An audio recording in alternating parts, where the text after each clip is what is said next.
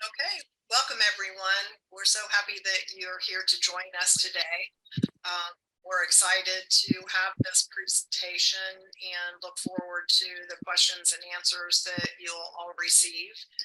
I'm going to turn it over to Morgan, my co-administrator, who will read the disclaimer. Okay, so by participating or listening to this content, you agree not to use the information presented here as medical or legal advice in treating any medical condition. This forum does not constitute a physician-patient or attorney-client relationship. The content here is for informational and educational purposes only, and because each person is so unique, please consult your healthcare professional or attorney for any medical or legal questions. Thank you, Morgan. I'd like to take the opportunity to welcome Nancy L. Cavey with Cavey Law. She's taken the afternoon to speak with us, and I've already thanked her. I know she's answered a lot of the questions that you guys have in the chat. So please help me in welcoming Nancy Cavey. Well, thank you for having us. I'm going to be speaking today on autonomic dysfunction, POTS, MECFS, MCAS, EDS, and your eligibility for Social Security disability benefits. So I've got a lot of slides to go over, and we're going to take a break after I go through the Social Security portion of the presentation. I'm going to talk about each of these medical conditions specifically and individually and collectively, so that you understand how what I've taught you about Social Security applies to each of these medical conditions. And we're going to be taking questions at the end. I too have to give a legal disclaimer. This presentation does not create an attorney-client relationship with myself or my firm, and it doesn't constitute legal advice. But with that, let's get started. The topics I'm going to talk about are Social Security disability and SSI, the 5-step sequential evaluation, the claims process, winning a claim and proof problems, how attorneys get paid, why you need an attorney, and then I'm going to go through all of these medical conditions individually, and then we'll talk about the interaction of them. And as I said, I'll take questions at the end. So let's get started with the wonderful world of Social Security. There are 2 types of Social Security benefits. The first is Social Security disability, and the second is supplemental benefits, SSI. Social Security disability is an insurance program. It's a disability program that's based on the payment of your FICA taxes of 20 out of the last 40 quarters prior to filing an application. Now, the number of quarters vary based on your age, but for the most part, it's 20 out of 40 quarters. That means that you're insured, but you need to understand that the insured status will end, and it will generally end about 5 years after you last work and your contributions cease. So it's really important that we are timely filing for Social Security disability. As you'll hear, as I explain later, it's going to take a year and a half to 2 years to get through the claims process. And if for some reason you're able to go back to work, that's great. But if you lose your insured status in this standpoint, you'll have to prove that you're disabled from the day you claimed your disability benefits, and then the day you lose your insured status. So we'll talk about that more if anybody has any questions. That's why it's important that you timely file a Social Security disability application. Now, SSDI will pay benefits from the 6th month of disability or 12 months before the application, whichever is later in time. SSDI is going to be paid based on your earnings history. It'll pay a maximum of $3,627 per month. Social Security uses what's called ACE, average current earnings, and we'll look at your 5 highest years' earnings to determine the amount of your benefits. There are no increases, if you will, except for COLA increases. So whatever your SSDI benefits are based on your earnings record is basically what it's going to be. Now, you also become eligible for Medicare after 29 months of disability. So the first 5 months, you don't get any benefits, even though you may be found to be disabled. That's true for everybody. And then you have to be on Social Security disability for 24 months before you became eligible for Medicare. So that's where we get the 29 months. Now, SSI is available to anybody who's legally in the United States, but it's an asset-based test. So you can only have $2,000 if you're single, or $3,000 if you're married in assets. Cars and house are not included. You get instant Medicaid, and the monthly payment is capped at $914 per month. And you can have to maintain your assets within these asset levels, or you can lose your eligibility for SSI.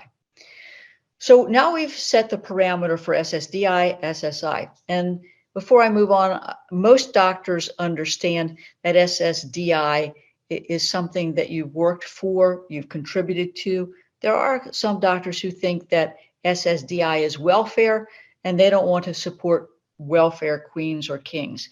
I try to educate physicians about their misconception about that and say, look at your own pay stub. You'll see where you have these FICA withholdings. And doctor, I'm sure you don't think that you're a welfare king or queen if you were to apply for benefits, because you've been contributing to this system. So what's the 5-step sequential evaluation? We have to start out with the definition of disability. And just because your doctor says you're disabled or you think you're disabled doesn't mean that you meet the Social Security standard for disability. It's a term of art. It's defined as the inability to engage in any substantial gainful activity by reason of any medically determinable physical or mental impairment, which can be expected to result in death, or which can last or can be expected to last for at least a continuous period of not less than 12 months. So there's a lot of words in this definition, and we're going to break some of these down so that you understand how this definition is actually applied in practice. Now, on this screen, you can see the 5-step sequential evaluation, and it is just that, sequential. If you don't meet step 1, you're denied. If you don't meet step 2, you're denied. If you don't meet step 3, you're not denied, but we go on to steps 4 and 5. If you don't meet step 4, you're denied, depending on your age. And if step 5, if you don't meet that test, you're denied. So we have to go through every one of these steps, but at any one of these steps, with the exception of 3, you can be kicked out. So I'm going to break this down in layman's terms. The 5-step sequential evaluation basically says, are you working? 2, is your medical condition severe? 3, does your medical condition meet what's called a listing? Number 4, can you do the lightest and simplest job you held in the last 15 years? And 5, can you do any other type of work in the mythical, hypothetical, not real world of work that you wouldn't want to do and doesn't pay a living wage in view of your age, your education, the skills that you have learned in your past work, and your functional abilities, your restrictions and limitations. Now, let's talk about step 1. Are you working? So the question becomes, does your medical condition prevent you from performing substantial gainful work on a full-time basis, earning less than $14.70 per month? So you can work, but if you earn $14.71, you're not eligible for benefits because you have exceeded the what's called the SGA.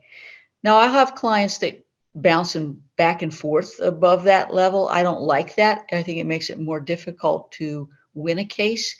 I prefer that my clients really keep it well below the $14.70, because the judge will say, well, you know, you're $100 close, you're $13.70. Why can't you work a couple more hours or a couple more shifts to get over $14.70? And if you bite on that and say, well, you know, I could do that, the judge is going to rule against you. So if you're going to work, please keep it under $14.70. Number 2, is your medical condition severe? Now, this is designed to weed out cases where there's only minor limitations on your ability to work, or where your medical condition won't significantly limit the ability to perform basic work activity for at least 12 months. So that 12-month period is an important consideration. Sometimes Social Security will say, well, we think you're going to get better in 12 months, so we're not going to deny your claim. And that can be a hurdle for people who have slow progressing medical conditions, or which vary in intensity and frequency. Number 3, I'm going to take us back to biology. When we studied biology, we learned biology in terms of body systems, and the Social Security Administration takes a systems-based approach to the analysis of a claim. There's a book called the Blue Book or the Listing of Impairments, and we can open up various sections to see whether or not potentially the medical condition qualifies as a listed condition, and if so, whether or not people meet the listing. Now, medical records have to document the elements of the listing or the medical equivalent of a listing, but as I tell my clients, doctors didn't go to medical school to write a report that meets every element of a listing if your medical condition has a listing. So the majority of the time, while I try to develop an impairment at the listing level, the reality is these cases are decided at steps 4 and 5 of the 5-step sequential evaluation. Now, as I said, you have to meet every element. And if you meet every element at step 3, your benefits are automatically awarded. And if you don't, then we go on to address how your symptoms impact your ability to function. My clients love 2 words. I have them drilled in their heads: symptoms and functionality. Now, I think that is it really crucial that you ultimately get a form filled out by your physicians called residual functional capacity forms. If your medical records don't address, and most don't, your level of functioning, Social Security will do one of 2 things. They will have a consulting physician review your medical records. And you can imagine that they're being paid by Social Security, and they're not necessarily inclined to say that you are unable to do sedentary work, and generally say that you're able to do light work. Most of these doctors haven't been practicing in a million years, but that doesn't mean that Social Security won't recognize their opinion. So I always want my client's physician to complete a residual functional capacity form. Now, these forms were developed by lawyers generally, but Dr. Trevino's great PA has developed a POTS residual functional capacity form. And I think it's fantastic. And we have adapted it and we use it in our practice. By the way, I have a nationwide practice for both Social Security and ERISA disability benefits.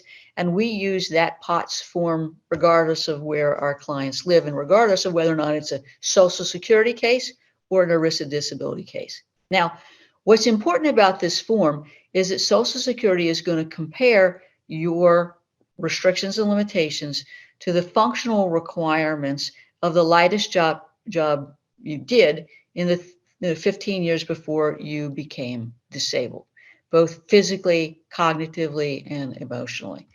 And so at step 4, and I think at step 5, the key is to have this residual functional capacity form. There are many times I use more than one. It's not unusual for my clients to be depressed, have panic attacks. So I am going to ask them, if they're seeing a psychologist, psychiatrist, or mental health person, to get a psychiatric residual functional capacity form completed in addition to a POTS form or whatever applicable form that we can use. And as I said, many times we'll use more than one, because I never argue that there's just one disabling condition. I argue each condition individually and then collectively, because after all, you're a whole person. And I want the Social Security Administration not to parse your claim in terms of specific disabilities, but to see you as a total individual and consider the whole spectrum of disabling conditions. So, as I said, the key really is step 5. Can you do other work in the national economy, mythical, not real world, hypothetical, in view of your age, education, work experience, and your capabilities? I'm going to give you a little shorthand key to winning so that you understand what it is you need to prove. Now, generally, if you're under age 50, you have to be unable to perform sedentary work.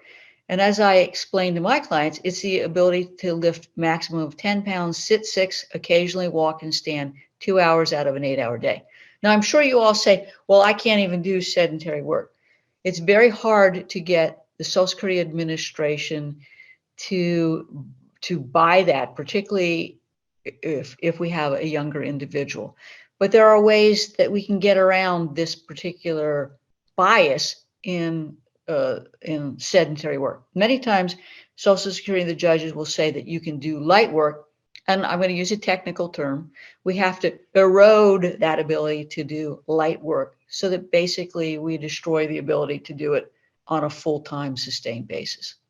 Now, if you're under age 50, I have to tell you, and particularly if you're in your 20s or 30s, there is a significant bias that Social Security has against younger individuals. They think that because a person is young, they can be retrained, they can go to school, they can learn simple routine tasks and work at a job like McDonald's. These cases are winnable. I just won a case 2 weeks ago involving a 23-year-old woman who had POTS. So each case obviously is unique. And when I get a case where I have someone under 50, I'm very well aware of that bias, and I'm working hard to help overcome that bias in our RFC forms and our medical records, the forms that you fill out, and your preparation at trial. Now, if we go to a hearing, you need to understand that first, the judge is not bound by any earlier denial. So the judge gets to exercise their own independent judgment. Most of the time, there are just two witnesses, you and the vocational evaluator. And with all due respect, they don't want to hear from your mother, father, brother, sister, best friend. They're not interested in any of that because they think those people are biased. Now, that isn't to say in the right case, I don't use them, but it's going to be you and the vocational evaluator. There might be a medical claims examiner or a medical examiner who will be asked to testify. Now, at the hearing stage, which is about 45 minutes, the hearing is about 45 minutes, and we do these days by phone or by Zoom. Very rarely are we having in-person hearings. The judge is going to give that vocational evaluator, that other person, a hypothetical after you testify. First 30 minutes you, last 15 minutes the vocational evaluator. And you're not going to understand the language, and it's going to go really, really quickly. But they're going to give a hypothetical about your age, education, skills, and the answers, well, the hypothetical and the answers to that hypothetical will make or break your case. And I'm going to talk about that later, and I'm going to actually give you an example of how this hypothetical works. But that is an overview of the 5-step sequential evaluation. So now we've sort of got the overview. Let's talk about the claims process, and that's confusion, delay, and denial. I have some other words that I use for it, but there's a 3-step administrative process. There's the initial application, the request for reconsideration, and the hearing. The IA is sent to a state agency called the Office of Disability Determination Services, DDS. And I have a nickname for them. It's Dumb, Dumber, and Stupid. That's a joke, but it's not a joke in that because of staffing issues, because of the lack of training, there's about a 90% denial rate. Now, that denial is also something that you contribute to, and that is no doctor records, no doctor support, a failure to accurately describe your symptoms and functionality, a failure to accurately describe your work duties. And I promise you, if you don't have doctor records or doctor support, there's a good chance that Social Security in the initial stage is going to send you out for a consultative medical exam, a CME. You got to go. But it's not unusual for an unqualified doctor to perform that. I recently had a pediatrician perform a CE in a case, and obviously I'm objecting to the weight of that opinion because a pediatrician doesn't know a whole lot in this particular case about a back condition. So you got to go. Social Security does look at it, and if the judge is looking for a reason to deny the claim, they will give significant weight to that consultative exam and ignore what your doctor has to say, because there's no treating physician role in Social Security. They're not bound by what your doctor has to say. The initial application is confusing, it's time consuming, it's easy to make errors. In my office, we actually help the clients complete the application, and it's a pain, but it's a process that needs to be done, particularly making sure that you have all your doctors listed. More importantly, you're given a good work history. When you look at the work history form, by the way, you'll see that it only asks questions about the physicality of your occupation and no questions about the cognitive aspect of your work and no questions about your interaction with others. I call it the psychosocial aspect of your work. So on the back page, the blank page of the work history form, I'm making sure that my clients are describing those types of duties. Now, right now it's taking about 250 days. In some parts of the United States, it's longer, and it's taking that long just for them to assign a claims examiner. So in that process, you need to continue to get medical care. We still want to be submitting those medical records and forms. Now, if your claim gets denied, as 90% of them do, you have to file what's called a request for reconsideration, and you have to do that within 60 days of the day of the decision, or you get to start all over again. It's reviewed by DDS, and they didn't get any smarter, and we still have that 90% denial rate. It's about 150 to 250 days to get a decision. And again, you can make mistakes. If you're getting new diagnostic studies, you're changing doctors, you're getting a new kind of treatment, there's been a change in your functionality, all that information should be submitted to Social Security. So once they finally open up the file, hopefully they'll look at the records and there's this additional information that should make a difference. If the claim gets denied a second time, the third appeal is called a request for hearing. And you got to file it within 60 days of the day of the denial, or you get to start all over again. Again, it can take 16 to 24 months or longer to get a hearing from the time of the initial application or longer, depending on where you live in the United States.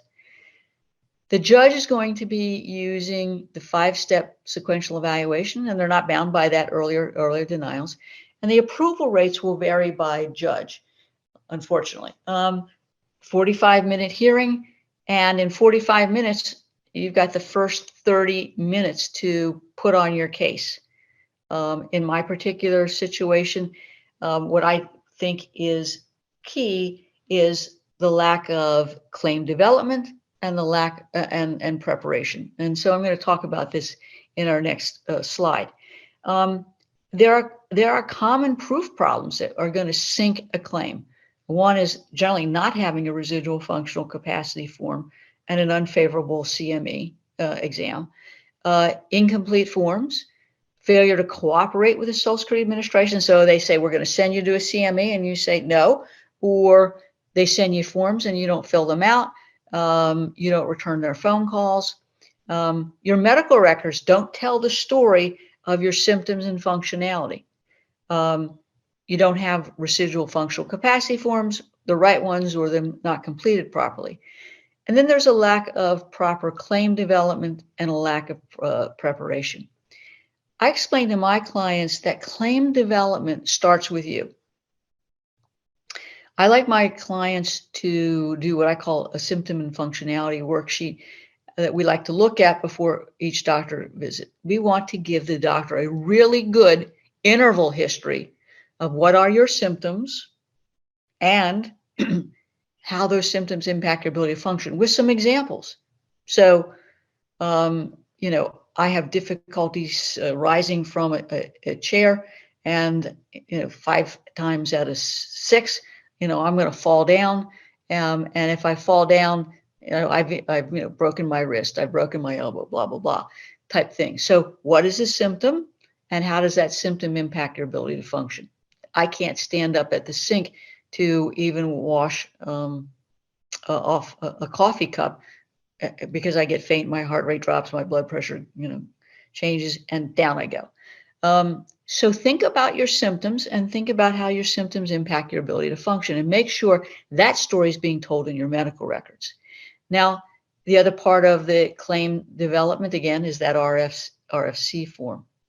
If you're at the hearing stage, lack of preparation can be fatal. You can't go in and watch a Social Security hearing. So I've shot a mock Social Security hearing video, so my clients get to see it. But unfortunately, some people won't meet their Social Security lawyer until the hour before the hearing, and that's not how it should go. You should be working closely with your Social Security attorney's office and the attorney. 6 weeks before a hearing, in my cases, I send out something called the direct examination video.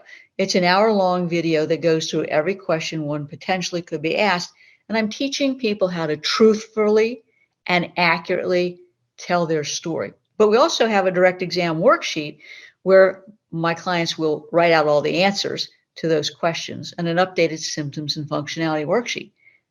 Then, as part of this preparation, I have a practice session with them. I go over the logistics of the hearing, but I play the judge, they play them, and we practice those answers so that they learn how to testify and explain all of the things that need to be explained in 30 minutes in a way that the judge understands.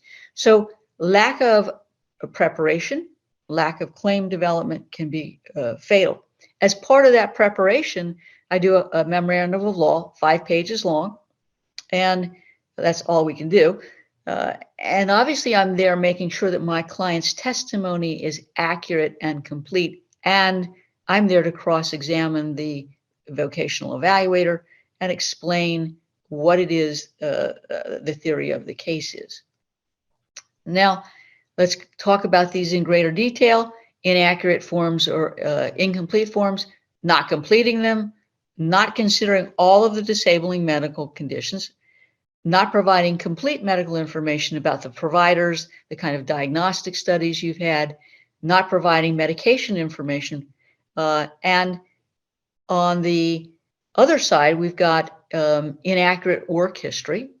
We have inaccurate information about the date of the disability, and we have inaccurate information from third-party sources. You're going to be asked to name some people who will be asked to fill out some forms, and I've seen what these people's forms have done to claims. They can destroy them because ultimately a judge has to determine your credibility. And if the judge thinks that you and your third-party source statement are exaggerating, then the judge isn't going to believe you. And the judge has the ability to determine your credibility, which can sink your case. Failure to cooperate, failing to call them back, failing to attend consultative exams, failing to attend a hearing. Medical records. I have a new medical term for you. It's DDD, Document Deficiency Disease.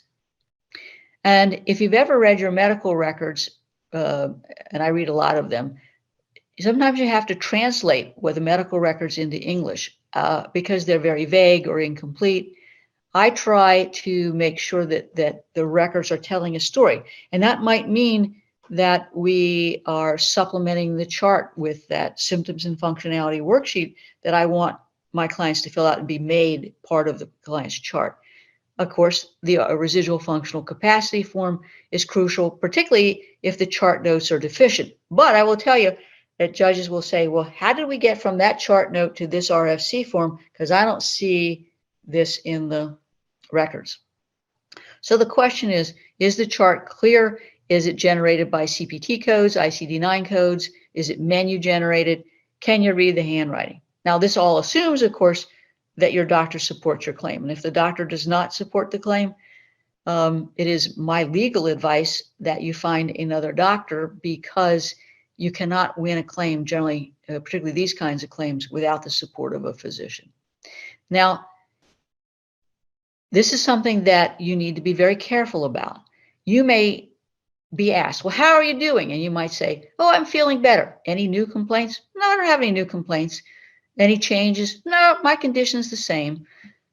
Well, that's vague. And that kind of language can be seized on by a judge as an indication that you've recovered and you're able to work. So I don't ever say feeling better. I feel fine. There are no new complaints. Make sure you're telling the doctor what your symptoms are and the functionality, and if possible, have that supplemental form as part of your medical record. Now, I think a good chart requires teamwork with the patient and the doctor, and it requires comments on functionality. In terms of exertion and non-exertion, what do we mean by exertion? That's pretty clear. Sit, stand, walk, stoop, bend. lift. Non-exertional is the need to alternate sitting and standing. Problems with bilateral manual dexterity, problems with pace, problems with concentration, problems with attendance, those kinds of things. And so if you're having trouble with sustained activity, you might want to say, you know, I can only get out of bed for 30 minutes and I'm fatigued and I have to take a nap for 15 minutes and I have to take, and that happens, you know, 5 times a day.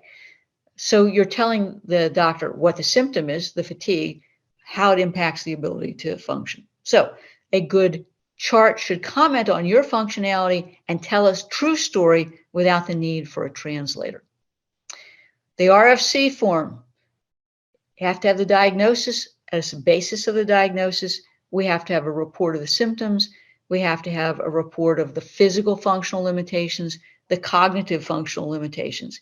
And if it's a psych RFC form, it'll be much the same, except for it'll be the psychiatric functional limitations. So non-exertional impairments are really important to be developed in these cases. So postural limitations, manipulative limitations, environmental limitations, smoke, for example, mental and sensory impairments. You might have to alternate sitting, standing, elevate your legs. You may have difficulty bending, stooping, squatting. All of that should be in your medical records, but should be addressed in that RFC form, because ultimately we have to prove, for the most part, that you can't even do a sedentary job doing bilateral manual dexterity, maintaining the pace, production, and attendance requirements. So I'm always cognizant of, when I'm listening to my client, what are the complaints that they have that we can use to establish that they can't even do sedentary work. So if you've got difficulty with reaching, grasping, handling, fingering, relating to others, understanding or carrying out simple instructions, if you have problems with concentration or poor stress tolerance, those are the kinds of things that we want to be developing in your medical records. And as an aside, I want to tell you that many of my clients, as I said, are depressed and have problems with anxiety and panic attacks. Unfortunately, the Social Security Administration thinks that everybody's depressed and that, notwithstanding that everybody can work. So it's very difficult to win a pure psychiatric claim. And so I'm always wanting to develop both the physical problems my client has and the psychiatric or psychological problems they have, or the cognitive problems. I will tell you that judges will reduce those things to carrying out simple, routine, repetitive tasks. Simple, routine, repetitive tasks with minimal contact with the public, coworkers, and supervisors. So unless you're having psychiatric problems that are causing you to be Baker acted or institutionalized, the psychiatric complaints in and of themselves are just not going to be winning the claim. So your doctor's job is to assist in developing the evidence, making sure your story is told accurately and completely. And that's important because the judge is going to use that RFC to form the basis of the hypothetical. Now, I'm going to go and tell you a little story. And this is a story I tell my clients. When we get in front of the judge, there will be you and there will be a vocational evaluator. And that vocational evaluator will never have met you. They will have read your work history form. They will have listened to your testimony. And the judge is going to say something like this: Mr. and Mrs. VE, I want you to assume that this individual who has a prior work history of working in the software industry can sit for 6 out of 8 hours, stand 2, lift 10, but because of cognitive and physical issues is going to be off task at least 10% of the time. Mr. or Mrs. VE, could they go back to that kind of work? Well, the VE is going to say no, because while everything is generally light to sedentary based on a hypothetical, the one thing that throws it off is being off task at least 10% of the time. And in that industry, you got to be 100% on 100% of the time. That question was step 4. But now comes the $1 million question. And the $1 million question is, well, Mr. and Mrs. VE, based on that hypothetical, is there other work that this person can do in the mythical, not real world national economy in view of their age, education, skills, and my hypothetical? And the VE is going to say, Judge, they could work in a laundromat folding towels all day. Judge, they could work in a room all by themselves, addressing envelopes all day. They could work as a phone solicitor. Judge, they could even work at the local restaurant putting silverware in that nice cloth napkin. If the judge stops there and your lawyer doesn't ask any questions, you're going to lose, because that question was step 5. But if I say, whoa, wait a second, I want you to assume that this person can't engage in postural changes more than just 1/3 of the time. So turning right, left, up, down, standing up, they can only at best do that 1/3 of the time. I want you to assume that they have issues with their hands. They are having some problems manipulating things. So they can only do manipulative activity for 1/3 of the time. And, because of their fatigue, because of side effects of medication, they're actually going to be off task at least 15 to 20% of the time. And, because of all the constellation of their symptoms, they're not going to be able to meet the attendance requirements, and they're going to be missing at least 2 days of work per month. Now, Mr. and Mrs. VE, as we add these things to the hypothetical, can this hypothetical person do the jobs you identified or any other work in the national economy? And the answer should be no. But this hypothetical is got to be formatted to meet your specific medical conditions and what potentially a judge would find as your restrictions and limitations. And many times I'm taking my hypothetical from not only my experience, but from the residual functional capacity forms that are being filled out by the doctors. So I'm adding things to the judge's hypothetical. I'm doing my own hypotheticals. And ultimately, it comes down to what the judge is going to make of your credibility and what hypothetical they go with. But I'm also, as many lawyers are, setting this up for an appeal if a judge rules against you, because many times the vocational issues can be a good fodder for an appeal if a claim gets denied. So we've talked about the 5-step sequential evaluation and the 3 stages of a Social Security case. So how do people like I get paid? Well, it's 25% of the back benefits up to a maximum of $7,200. The fee was raised in November of 2022, and it comes from back benefits. So I have an example here on the slide. If in this particular instance, the person is disabled as of January 1st, 2022, there's the 5-month waiting period. That ends May 31st, 2022. Benefits are paid in May of 2023 at $3,000 a month. 12 times 3 is 36,000. 20% of that is 9,000. So the fee is capped at $7,200. It's a one-time fee. Now, people can petition for a fee that's higher than the 25%, has to be approved by judges, and judges aren't necessarily automatically going to be approving a fee request in excess of the maximum fee.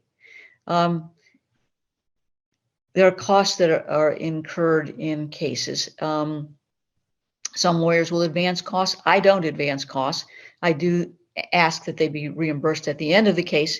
And costs are basically the cost of getting the medical records, because you can't win without getting the medical records.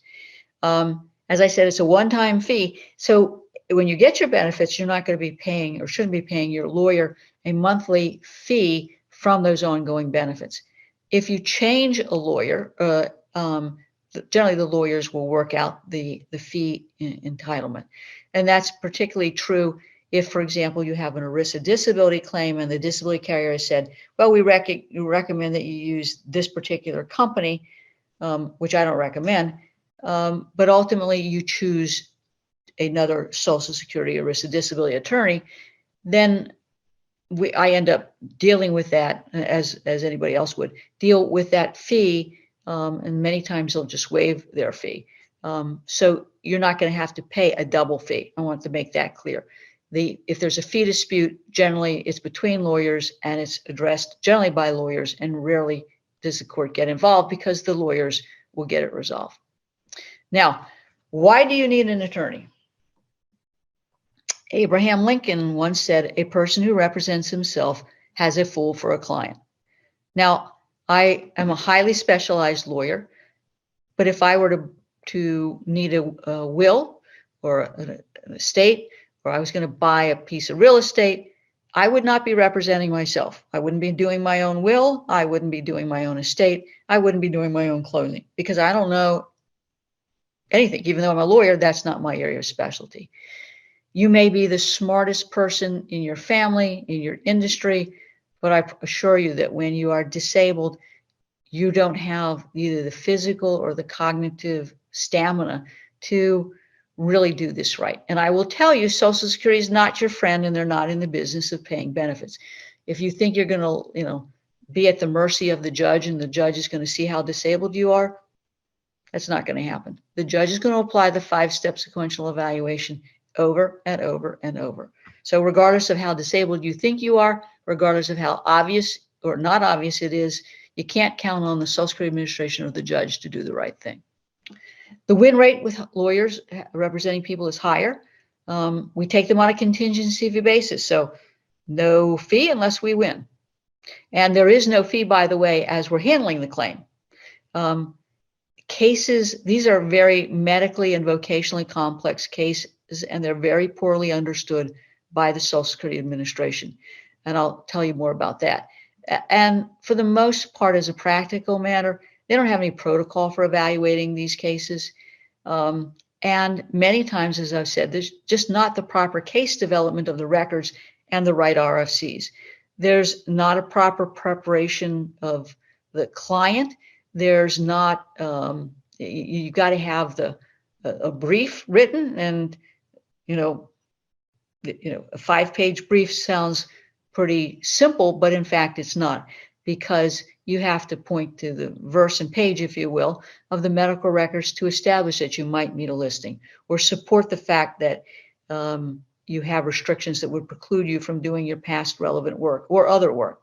And of course, you need representation at trial. And many times if you show up unrepresented, the judge will suggest strongly that you get an attorney, and we'll continue the hearing until you do that.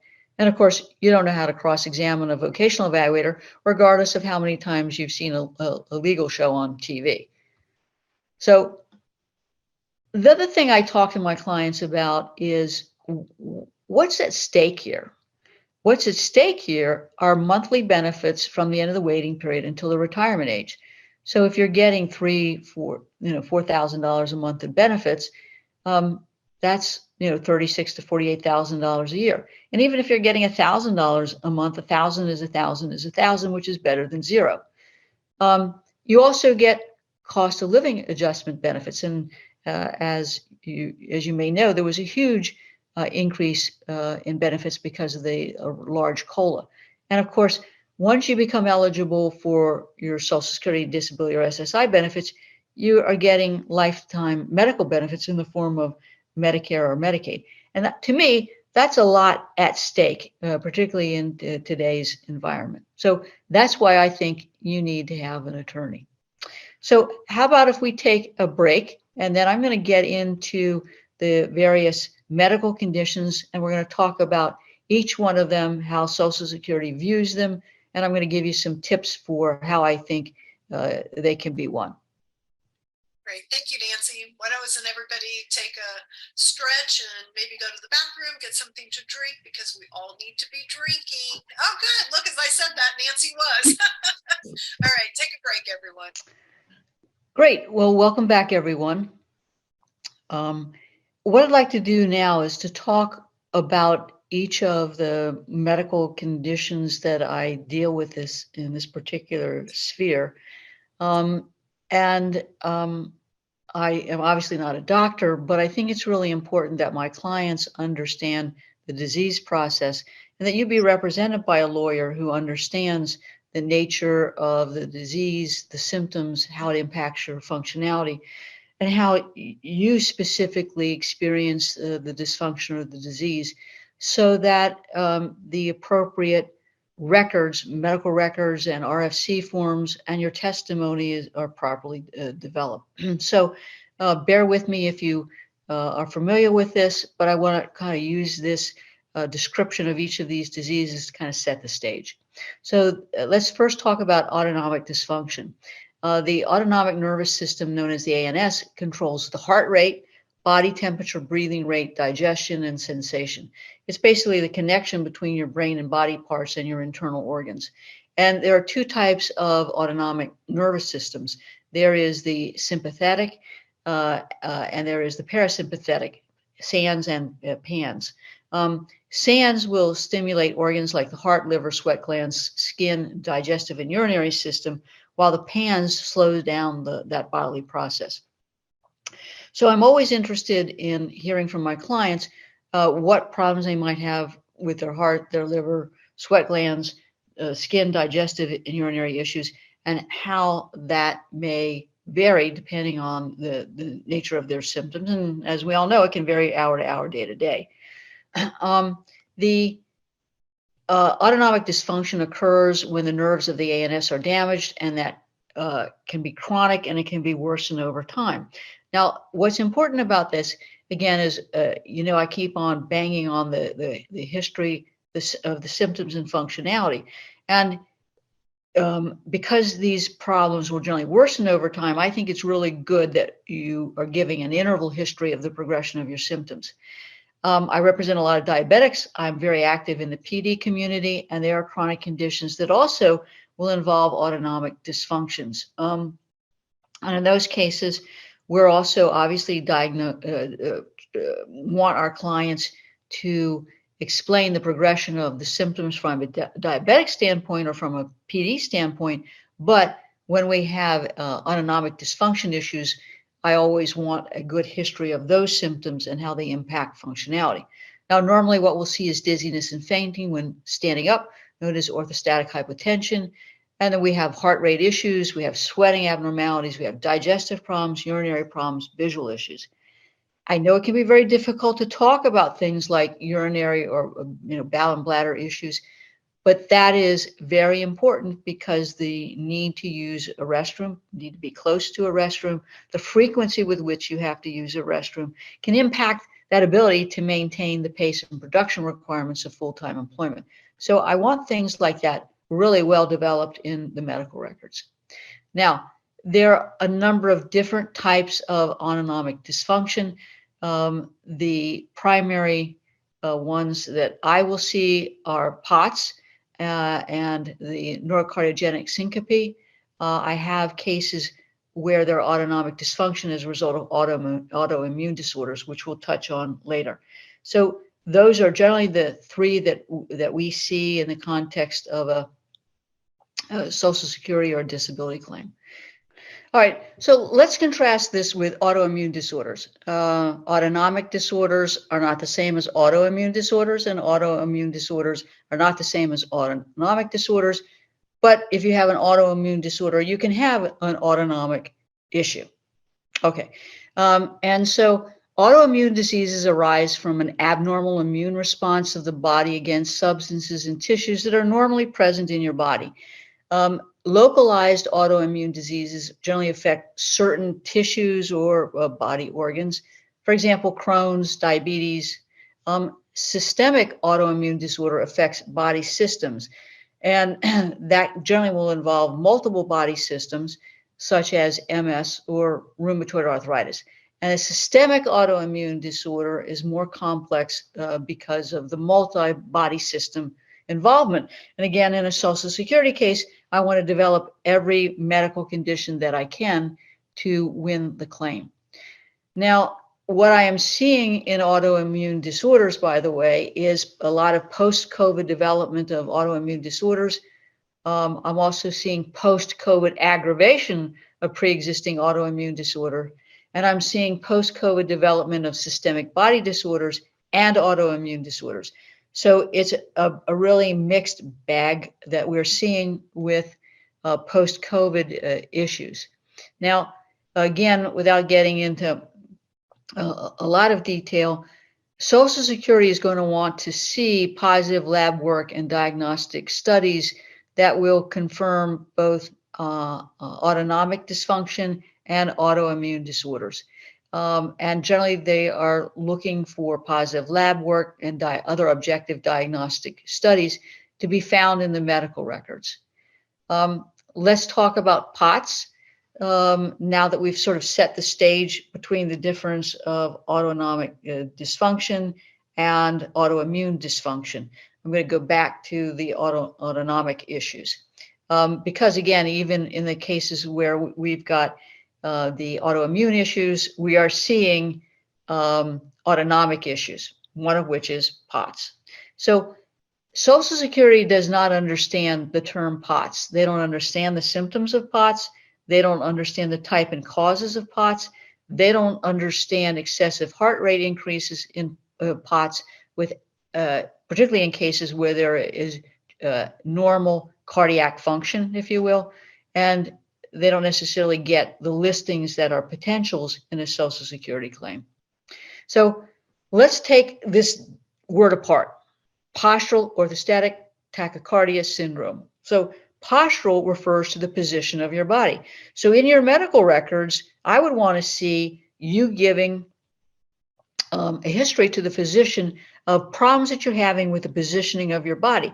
Because remember, we have to prove you can't even do a sedentary job. And most of the sedentary jobs involve postural issues, turning, twisting, standing, bending, stooping, that sort of thing. Orthostatic refers to the act of standing up. So what's happening to your body when you stand up? And of course, tachycardia refers to an increase in the heart rate. And the syndrome is the group of symptoms, the constellation of symptoms.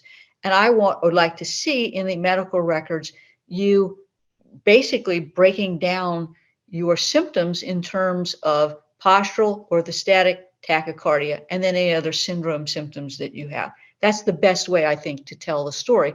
And that's what I'm telling my clients from the beginning. So Social Security doesn't get what each of these mean in terms of your symptoms and functionality. So it's up to you to make sure you're explaining that. Now, there are 4 types of POTS. Let's talk about neuropathic POTS. It's associated with damage to the small nerve fibers that regulate the constriction of blood vessels in limbs and the abdomen. And this can cause symptoms of dysfunction in the limbs and the gastroenterological system.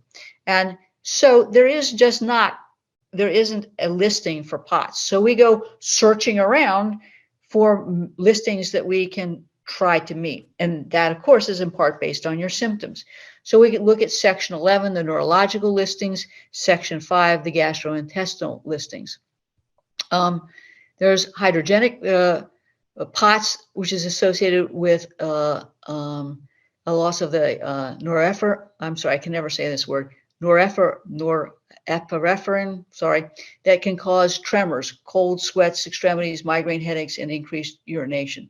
So I'm looking in the medical records for tremors. That impacts your ability to use both your hands, bilateral manual dexterity. Cold and sweaty extremities, obviously that would result in environmental restrictions. Migraine headaches can also result in restrictions and limitations because of the functional issues associated with the migraine, where you're flat in a cold, dark room. And urination, obviously, is the need to go to the bathroom. There is urological listings, but there aren't any listings for migraines. So as we break down your symptoms and the type of POTS, then we're looking at listings.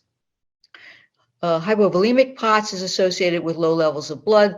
That causes weakness and decreased tolerance for activity. And there is no equivalent listing. But again, I'm into symptoms.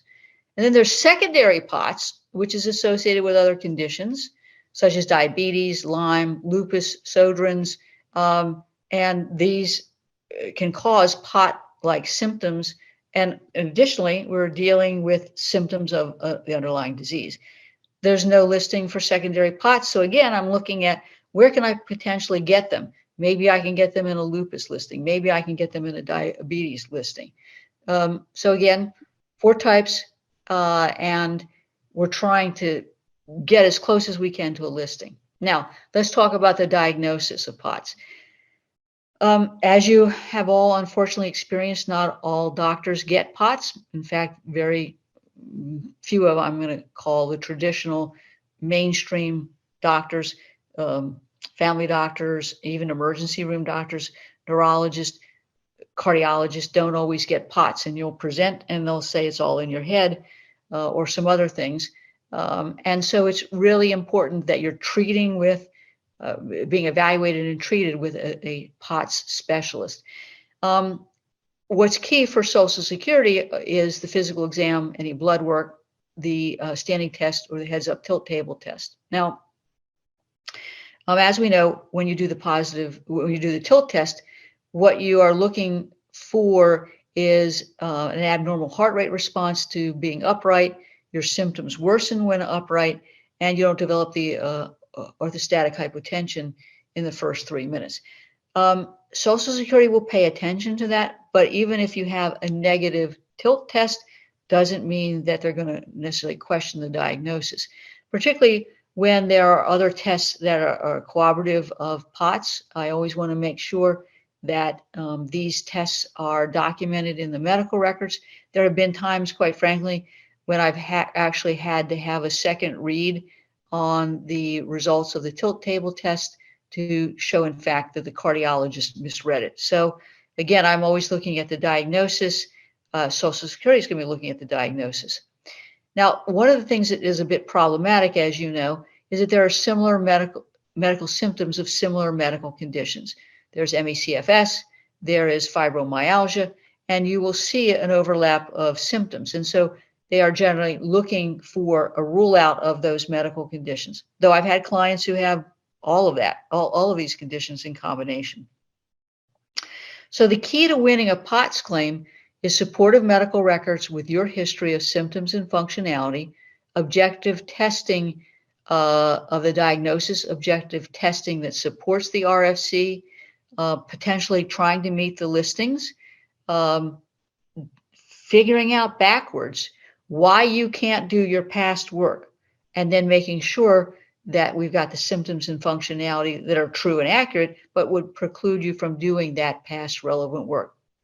If you're under 50, we have to show that you can't do even sedentary work, that there's been what we call an erosion of your ability to do that because of the need to alternate sitting and standing, naps, fatigue issues, concentration issues, pace issues, attendance issues.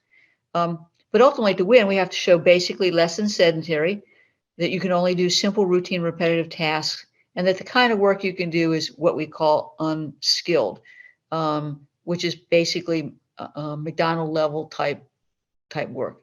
If you're over 50, we have to show sedentary and no skills. And again, just the words I'm using should be clues and keys to you that you need a lawyer to represent you in this case, because you probably didn't fully understand what we have to prove for PRW or other work, sedentary, unskilled work, transferable skills, all terms of art in a Social Security case. So let's talk about ME/CFS. They don't understand the term ME/CFS. They don't understand the symptoms. They don't understand autoimmune issues, and they don't understand the potential listings for impairments. So ME/CFS is a complex medical condition. It can be caused by infections, immune system challenges, stress, and possibly a genetic link. I will say to you, if there's any good thing that has come out of COVID, it is that ME/CFS cases are getting much more attention, and there's a lot of scientific attention being directed to the COVID virus, which is helping with the diagnosis and potential treatment of ME/CFS. There is no gold standard test for a diagnosis of ME/CFS. It's based on history and physical exam. It's sort of a diagnosis of elimination, much like fibromyalgia was back in the day. What is a primary symptom? Drop in activity level along with fatigue that lasts 6 months. The nature of the fatigue is important. So if you're having fatigue issues, it's the nature of the fatigue issue. It could be that you have unrestful sleep. You have to take naps. When you wake up, you feel like you're in a fog. So it's the nature of the fatigue that's important. that is being described in your medical records. Traditionally, you'll see a worsening of ME/CFS symptoms after physical or mental activity that wouldn't have caused a problem before the illness. It's known as post-exertional malaise. One of the ways that we measure it, particularly in my ERISA disability cases, is with something called a CPET exam, a cardiac pulmonary exercise test. And in the right case, we'll use that test, generally not in a pure Social Security case. ME/CFS is also associated with sleep issues. So those sleep issues should be documented, including, again, the nature of the sleep problems, whether you are using any kind of a CPAP, how compliant you are. I know that CPAP is associated with breathing issues, but again, Social Security tends to associate sleep problems with other sleep disorders, and they always jump to we want to know if your person is, using a mask. And in the diagnosis process, the diagnosis is also predicated on one of the two following symptoms: problems with thinking and memory, and worsening of symptoms when standing or sitting upright, back to our orthostatic intolerance. So you can see there's a lot of overlap between these. And when I'm dealing with a case, I'm trying to figure out, do I have a pure POTS case? Do I have an autoimmune disorder case? Do I have an ME/CFS case, or do I have a combination of them? Because I want to be developing the necessary medical evidence and the appropriate residual functional capacity for them. ME/CFS is seen with other common symptoms: pain in muscle and joints, headaches, digestive issues, irregular heartbeat, muscle weakness, shortness of breath, some of which are consistent with fibromyalgia. Now, many people with ME/CFS have autoimmune conditions like fibromyalgia, and they'll have POTS. But again, it's not, and I don't mean autonomic POTS. I mean basically autoimmune generated POTS. Someone, for example, who has MS. So again, sorting all of this out is important for Social Security purposes, because if I have a client who has multiple medical issues, or we're not quite clear in the diagnosis, I want to be arguing as many medical conditions as I can. So the key to winning an ME/CFS claim are the exam findings and symptoms consistent with a diagnosis, the treatment by a specialist. And in all of these cases, I will tell you, if you're just treating with a garden variety physician as opposed to a specialist, that will not help your case. The Social Security Administration, and particularly judges, expect that you're being seen by an expert. In an ME/CFS case, we, again, in select cases, will do the pulmonary exercise testing, and in select cases, we'll do neurocognitive testing that will support the complaints of problems with memory dysfunction. There is no listing for ME/CFS. So again, you're not going to win at step 3, much like POTS, you're generally not going to win at step 3. Step 4 and 5 are the same keys. Can't do past relevant work. Step 5, under 50, less than sedentary, simple, routine, repetitive, unskilled work. Over 50, sedentary, but no transferable skills. And again, as I'm listening and reading records, I'm trying to translate to how I can develop a winning theory to get my clients their benefits based in part on their age. Small fiber neuropathy. Again, we are seeing increased cases of small fiber neuropathy, particularly post-COVID. And Social Security really doesn't get SFN for the same reasons. They don't understand the terms, the symptoms, the causes, or potential listings. And so, again, I think it's helpful to step back. What is small fiber neuropathy? It is a disease, if you will, or neuropathy caused primarily by diabetes, but autoimmune disorders, Sjogren's, scardosis, some neoplastic syndrome diseases. And again, I'm looking for the diagnosis. The symptoms of SFN include pain and burning in the feet, trunk, or arms, electric shock level pain, lightheadedness, blood pressure will drop when sitting or standing up, loss of consciousness, sweating, gastroenterological issues. I am always, when I'm hearing these symptoms of pain and burning in the feet, trunk, or arms, going to, how does that impact a person's ability to sit? Can they sit 6 out of 8 hours? Do they have to get up? Do they have to move around? What do they do to address this electric shock level pain? Are they taking medications like, for example, gabapentin? And what are the side effects of that medication? Is it working, not working? Does it make them a little slow cognitively? Does it knock them out in terms of making them sleepy? So I want to develop, when I hear those types of things, the impact on a person's ability to sit, and certainly their ability to use their hands individually, right hand, left hand, right hand together, or hands together. Why? Sedentary jobs are based on this. That is the continual use of your hands in a bilateral manner, be it typing, be it one finger typing, if you will, manipulating things, assembling things, rolling silverware in that nice cloth napkin, holding a pen and writing things. Okay, now in small fiber neuropathy, there are RFC forms potentially that we've developed, but there's also a listing level impairment at 11.14 rather. You have to have motor function tests, EMGs, nerve conduction study tests, scans, that sort of thing. And for those of you who've had EMG and nerve conduction study tests, you know they're not particularly pleasant tests. Same key, past relevant work, other work. That's the game in these claims. And you always have to be thinking by each medical condition, how do I get a person to less than sedentary if they're under 50, or sedentary if they're 50 or over? Mast cell activation syndrome. Social Security doesn't understand it. They tend, particularly in my experience with judges, they're kind of glossing over it. They think it's sort of a basic allergic reaction, but they don't get the full nature of that reaction. So I'm spending a lot of time in trial with my clients, making sure we're talking about the symptoms and then talking about the combination, if you will. Mast cell activation syndrome really wasn't recognized by the CDC before 2017. And it occurs when mast cells, which are allergy cells responsible for immediate allergic reactions, trigger that reaction, or an inflammatory response. And basically, the mast cells are secreting certain chemicals, if you will, that are being generated or triggered in response to whatever the particular pathogen is. What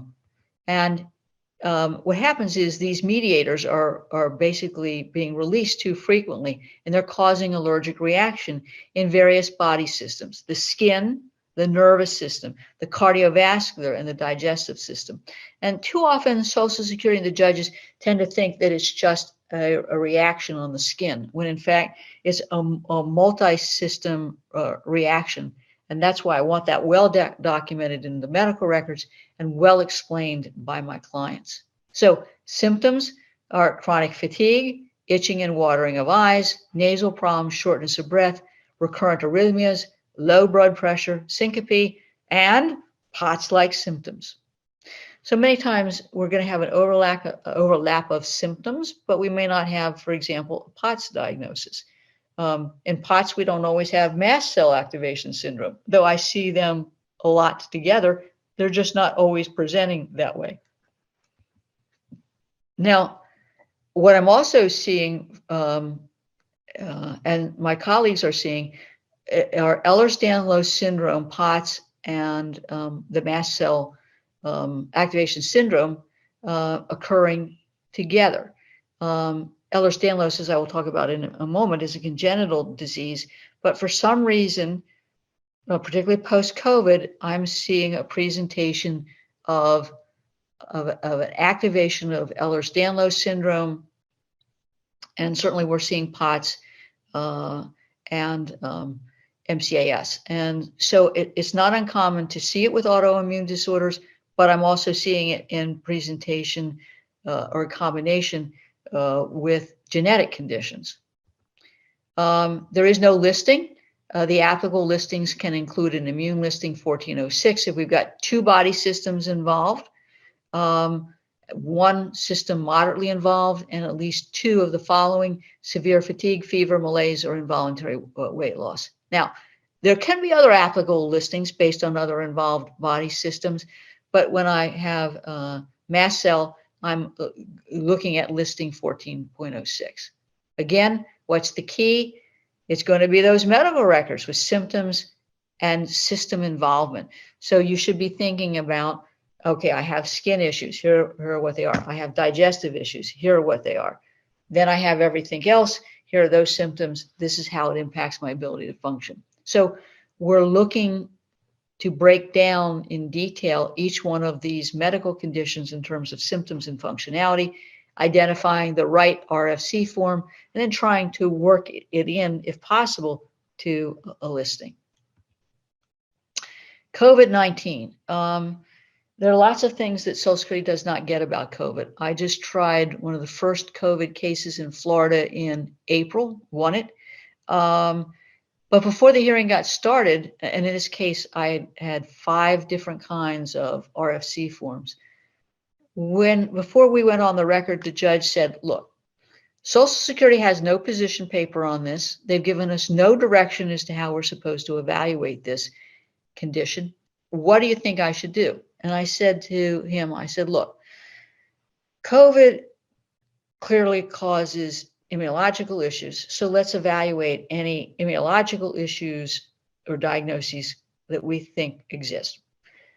It causes pulmonary issues. So if my client's got pulmonary issues, let's evaluate those. They've got cardiac issues. They've got digestive issues. So basically, I suggested to the judge that we back into this based on either the diagnosis or the system involvement, which is why I had the RFC forms.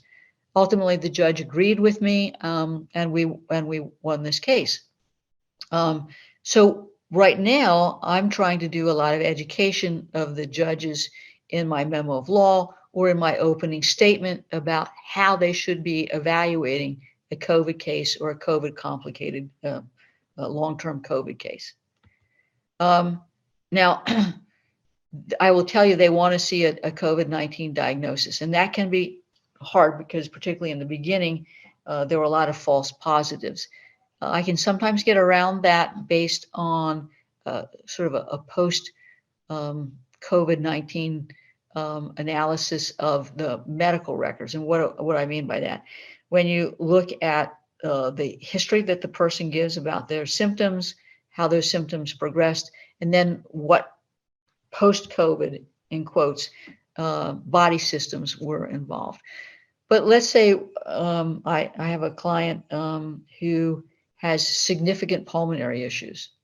We obviously had to submit documentation regarding the underlying COVID diagnosis, but we were submitting pulmonary function tests to document the complications that he was having from a pulmonary standpoint.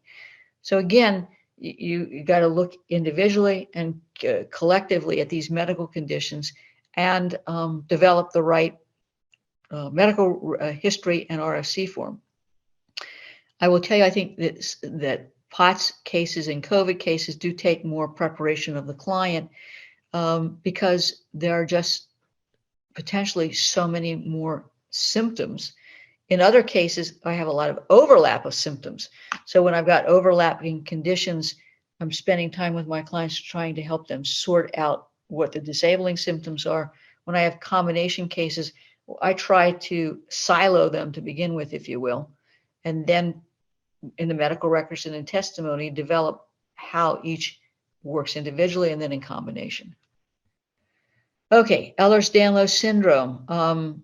They don't necessarily get what it is. Listings are a little easier for them, but it clearly is not an autoimmune disorder. It's a genetic disorder. It impacts the collagen, and as a result, that impacts your skin, your blood vessels, your joints. It can result in hypermobility and over-flexible joints that results in dislocation. Any joint can potentially move beyond its normal range of motion. So I just tried a case last week, which is an EDS case. And this person would have chronically dislocated ribs. She would just roll over. And she would also have dislocated joints in her fingers. And she would have joint dislocation issues with her hips. So obviously, I'm talking and developing the medical records and the RFC forms to address the finger issue, manipulation. We're dealing with the ribs because that deals with postural issues, hip, the ability to sit. So again, not to be repetitive, it really is important that we're addressing those kinds of symptoms that would impact your ability to do even a sedentary job. The diagnosis is made using the Brighton score test and the nature of your symptoms. Social Security is going to want to see that. They're going to want to see this hypermobility, subluxation, and injuries caused by subluxation. There's no EDS listing, but as you can see here, there are at least 6 potential listings for an EDS claim. And the key to winning, again, is the test, the Brighton score testing, the family history of EDS, the development of the symptoms, examples of dislocations and injuries. And in this case, I do use family or friend statements more readily, and photos and video, because it's hard to fake a dislocated or subluxated limb. So I've given you a lot of information. Hopefully you found this educational. I have written a lot of books on Social Security, and I do a lot of disease-specific posts and web pages that are available for you. I do an ERISA podcast called Winning Isn't Easy, and I do disease segments. I've done a whole episode on POTS, by the way.